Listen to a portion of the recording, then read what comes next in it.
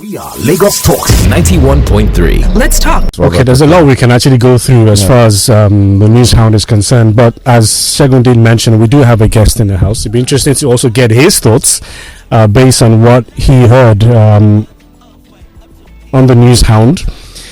Remember a couple of weeks ago, days ago, we spoke with the chairman task force of the Professional Footballers Association of Nigeria here on the show in the person of Harrison Jalla. You do know that there's a court injunction stopping the Nigeria Football Federation from holding its elections, which was earlier scheduled for the 30th of September. Yeah? I didn't know up until a few days ago that there's another players union, and this one is known as the All Nigerian Football Players Union. This morning we have the spokesperson of that union in the house with us. His name is Monday Kalu. Good morning, Monday. Good to have you on Sports Zone. Good morning, Charles. Nice to be here. Monday, you and I had a very interesting conversation before we came into the studio. Your background, you were a footballer. You want to share that story again with our listeners? Absolutely. I started my play in Benin City, then Bendel State. So I represented Bendel State in 5th National Sports Festival. About 7 of us were recruited by Coach Alabi into Bendel Insurance. So the likes of Iponsa Omorigie, our former national team coach Eguavon, so we were contemporaries that joined Bendel Insurance from playing academicals for Bendel State. Thereafter, I was called to the junior national team, but I had a less than a year with Julius Berger before I eventually moved on to education. If you guys recall, in those days, we weren't making that much money, but football gave us an opportunity to have a good education. So recruits used to come from American universities, so it was easy for us to, with a good GCE, you could get admitted. So that's how I went to Howard. So I've been back home now for quite some time. I was into construction, and I also do some consulting in the fiduciary sector. But my dear football union that has been in turmoil for decades, I hear people tell me, Monday, what are you doing? What are you guys doing? You get your education. Come and add value. This is what's put you where you are today. So, 2010, 2011, I was encouraged by Tony Zoe to join a group called Concern Group. So we started making some headway here and there, but some people got threatened by our presence. They wanted to run it the same way it's been over the years. So they went on to form PFAN, even after we brought them to made them relevant again. I mean, there were names that were, I can tell you, they were toxic out there at that time. But we cleaned them up, made them relevant again.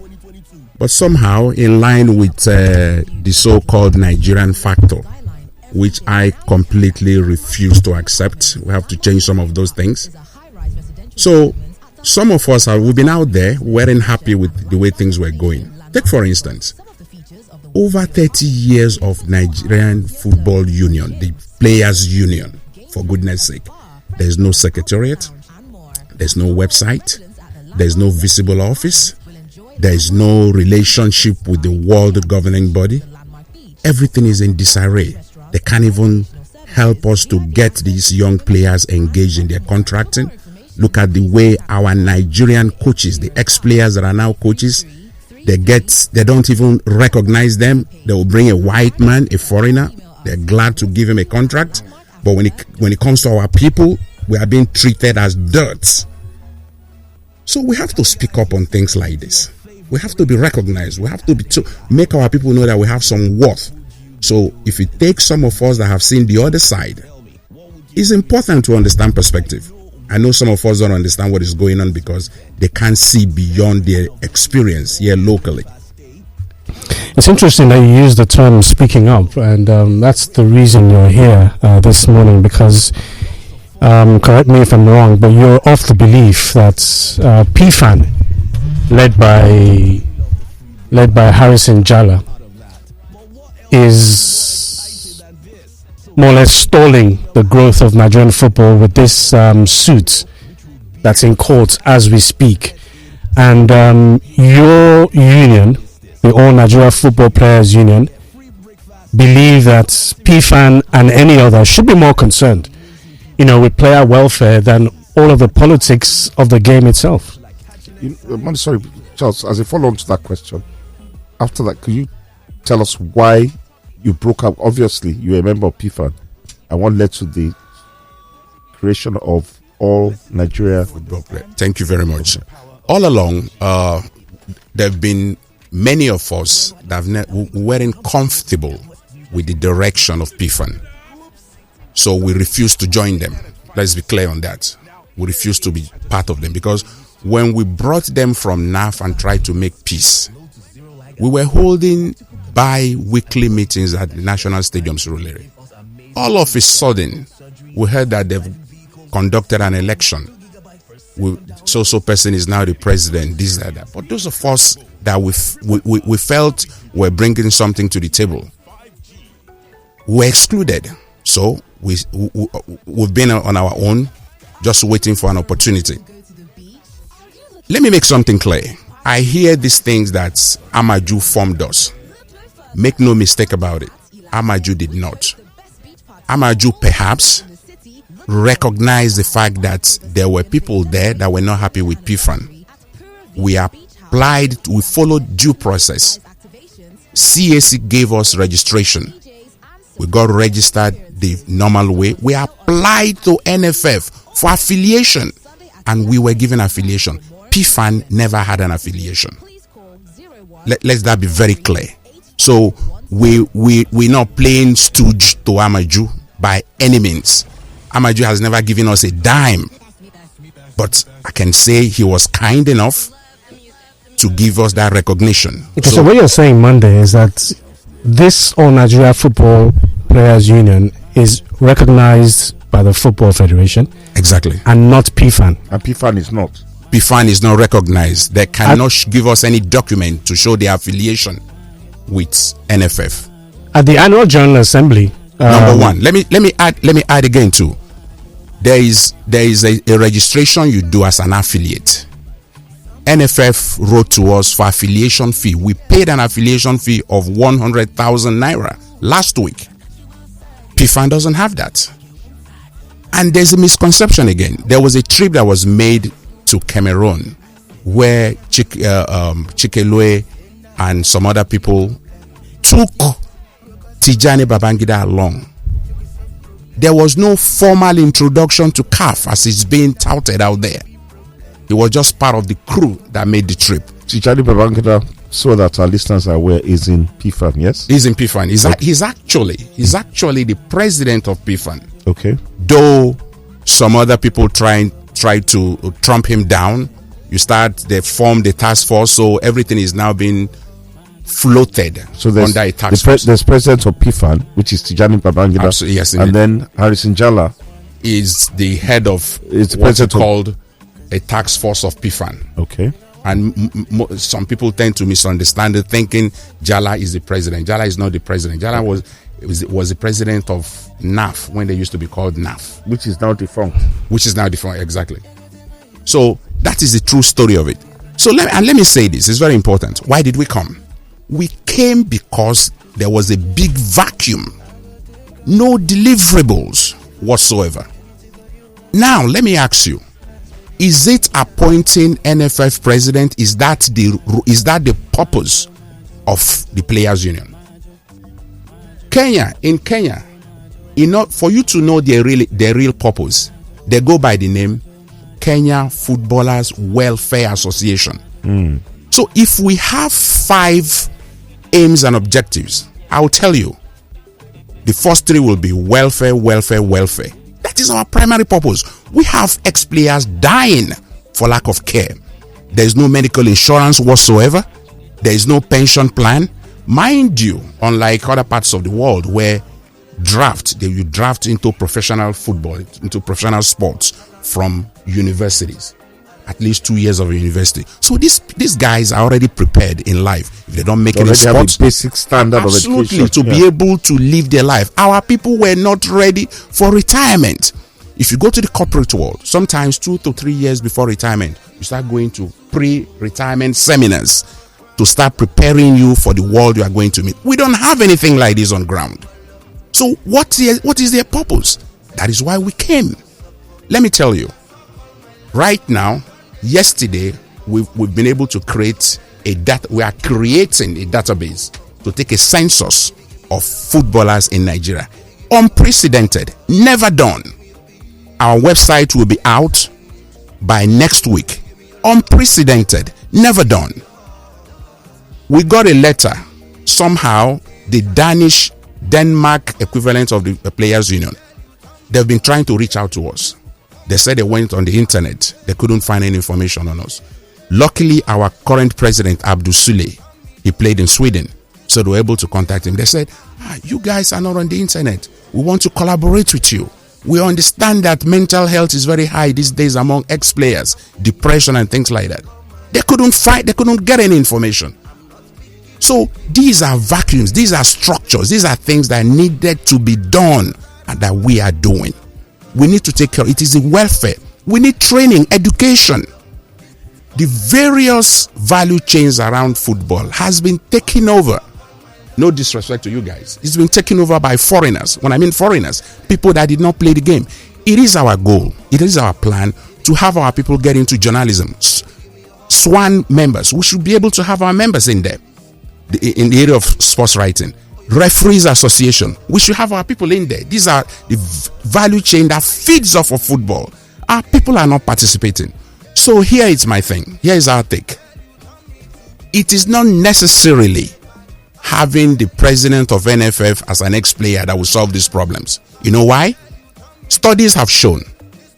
Former president of Nigeria, Goodluck Jonathan, is from a place called Otuoke. If you go there, you still see poverty everywhere. Katsina today is still in turmoil in terms of insurgency, but our president is from there. So having an ex-player to be the NFF president it will be a beautiful thing, but it's in no way is it going to solve our problems. Our problems are varied. We need to start from the grassroots at the local government level. We want the statutes to give provision so that we can have our players sitting on the board. When you come to the state FAs, we need to have a provision where we can have 4 or 5 players on the board. We need to open up the space. If a non-sports person can come in and be minister for sports, why don't we create opportunity where ex-players can be in oil and gas? We have parastatals in Nigeria where our people can get into. Provided they have the requisites. Absolutely. Provided they have this thing. So it is our job, our responsibility to prepare them to have the necessary qualification to get into these things. Again, if you look at the engineering community, for instance, you have 2 groups. You have the COREN, you have the Nigerian Society of Engineers. Yes. Now, for you to do business with the federal government, especially even many state government, especially in the area of construction, you have to have COREN certificate. It is the association that made these things possible to make their people relevant. Me, as somebody into construction, I have to have an engineer on my staff for me to be able to bid for federal government jobs. Monday, let me ask you this. How many current Nigerian footballers are members of this professional footballers union you talk about? Our union? Yes, union. Interesting, beautiful. So many of them. As a matter of fact, the person in charge of our treasury, our treasurer, is an ex-international that played for Wigan in the person of Julius Ayawa. Now, I'm not talking about ex-footballers. I'm concerned about today's footballers in the MPFL. How many of them are members of this football players union? Many of our current Super Eagles players are members. In fact, there is a video There is a video of this your. Yes. I don't want to use the word faction, but you know. Well, it is a faction. Well, you can call it. They too call them faction as well. Oh yes, absolutely. If you can use faction for both sides, it's all well and good for me.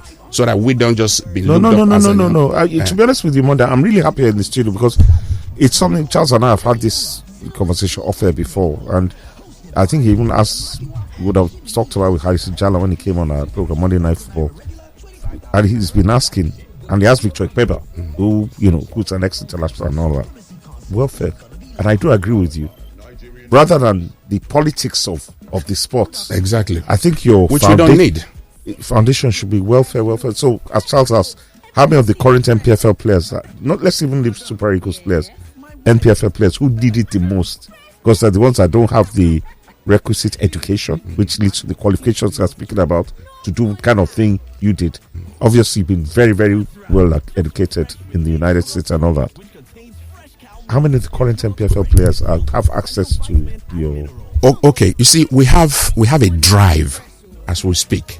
It's just that the LMC, we have a very good relationship with David Sinowumi. We're bringing him on board to understand where we're coming from and what we want to do. We are reaching out to club owners so that, of course, you see the environment. Today, you don't know what is going on exactly in the league. But we needed to be very formidable in terms of our structure. Then we'll now reach out. We already have a collective bargaining agreement in place. We have the contract on ground because we have 2 excellent lawyers on our team. So we already have a CBA in place that will want implemented with whether it's a league management company or the NPFL or whatever of whatever it exists. Yes. All right. So we have that in place, and as time goes on, we'll be interfacing with the players in terms of giving them orientation. There's no orientation that prior to the beginning of the league. They need to interface with us. We'll tell them what is expected of them, their rights in terms of contract. You understand? So we are going to get them engaged, but it's a gradual process. There are many of them, I can't give you their names right now, but there are many of them that are part of us on our platform, but we want to get their management on board.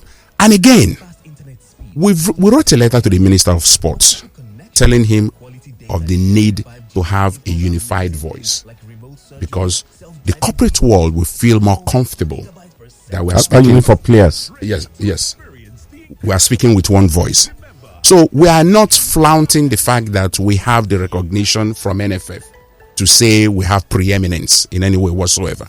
We are equally reaching out to these guys to say, listen, you guys can come and join us, but what we need is the best of you, that we can sit down together, brainstorm, and run the Players Union as a corporate body. We need corporate governance and individuals that understands it.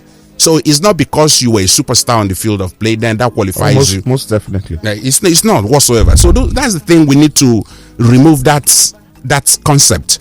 You could be a superstar on the football field, but when it comes to running this show as the Players Union, there's something else you need to have. You need to take a break now. And my question to you, just before the break, which you will answer after the break, is: do you have a problem with what PFAN is doing now, stalling the elections? Because what they want is a representation as far as this incoming board is concerned. Do you have a problem with that and how they're going about it? Well, you answer that question after the break. Okay, Monday, you're still here with us. Can you quickly just answer my question, because we are running out of time, and Kingsley also has a question for you as well. We still have listeners to listen to, voice notes and all the whatnot. So, do you have anything against what PFAN is doing as we speak? Because what they want is representation on the board of the federation. I would say yes and no. Okay, you see, in Nigeria, sometimes things doesn't really, the way it appears is not really the way it is. We are equally concerned about representation. See, one of the areas where we have issues is that we have about 5 of our members that are being disenfranchised as I speak to you. All right, Chikelue is running for the board. We have Ben Ukwagu is equally running for the position of vice president. So these individuals are being disenfranchised by you postponing this. And what are we looking for? We want more representation. So you are against the injunction. Chike Luanisi is already the FA chairman in Anambra State. Exactly, but he's contesting a place on the board. He's from Southeast. So, and now here is the thing, talking about having presence on that board. Don't you think it's easier for us to raise FA chairmen? So far, we have 4 of them that are our members. Chikelwe, Pascal, Kenneth from Delta State, Kanu, the man we call Zico. These are already ex-players and part of our union. Now, it's easier for us to interface with governors. Mind you, those positions are political. We interface with governors. If we interface with governors, there's no reason why we can't have up to 20, 25, 30 ex-internationals as FA chairman. If we have 30 ex-internationals, are we not ruling the NFF? As it's currently constituted. On the other side, you are hearing people talk about let more representation be given to the club owners. All right? If it's given to club owners and things like that, we have some of our ex-players too that are owning clubs. We're encouraging them to go in that direction. But as it's constituted, the best way for us to have a headway and run the NFF, have a voice, is to go through the FAs, to go through the governors, appoint our members. We have members that are qualified. They have the capacity to deliver. And before you know it, we already have 4. Before you know it, we can have the population. If we have the population, we run show there. So that's our take on that matter. Okay, very quickly. One of the things that caught me while you spoke was the Danish FA talking about mental health. Yes, union. You are talking about the mental health of players and then former players. Do you have documentation? Just like this other faction, you said they don't have affiliation to the NFF because there's no document to back it up. Now I'm now asking you on this association, this faction, all the things that you've spoken about on this show today sound very beautiful and innovative. Do you have documentation, documents that can back all of these things up, in the sense that the Danish FA, you spoke about engineering, you having ex-players also going into those kind of fields. Maybe we should stretch it a bit, aviation, other sectors. Do you also have documentation on all of these things? Let's be very clear, Kingsley, right? Okay. When I use the engineering as an example, I'm trying to tell you the capacity they've been able to build for their members to be able to get engaged. Those are the things we should be looking at. Take, for instance, Ministry of Sports and Youth Development. We should be able to engage them when they are preparing their budgets. Put things that will benefit us. I wrote to an essay of the minister last time. I said, there is something CBN is preparing. It's called a Youth Investment Fund. If you look at the conditions, it was only available for the ages of 18 and 35. How many ex-players are 35 years old? We need to engage them. And for you to engage them, you need to know the process, the procedure. That is what the engineering profession, that's what they do. That is why you can see in the budget of Federal Ministry of Works, you will see renovation of current building, for goodness sake. Kingsley, there are more questions. So in terms of documentation, we have everything. We have our CAC. We have a letter from NFF recognizing us as the Apex Union. All right, so that's my point. There are a few questions here on WhatsApp. Kwelansky says it's your body pressure group.